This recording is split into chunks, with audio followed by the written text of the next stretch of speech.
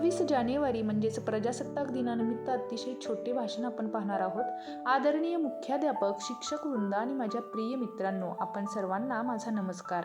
आजचा दिवस आपल्यासाठी फारच अभिमानाचा आणि गौरवाचा आहे. आज आपण 26 जानेवारी म्हणजेच प्रजासत्ताक दिन साजरा करत आहोत. संविधानाने दिला आम्हाला हक्कांचा मान, समता, न्याय, बंधुता हेच भारताचे प्राण.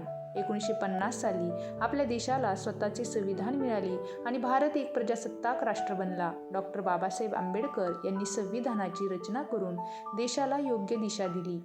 वीरांच्या बलिदानातून मिळाले हे स्वातंत्र्य, त्यांचा स्वप्नाचा भारत घडवणे हेच आमचे कर्तव्य. आज आपण सर्वांनी देशासाठी प्रामाणिक, शिस्तबद्ध आणि जबाबदार नागरिक बनण्याचा संकल्प केला पाहिजे. विद्यार्थी म्हणून अभ्यास, संस्कार आणि देशप्रेम हाच आपला खरा धर्म आहे.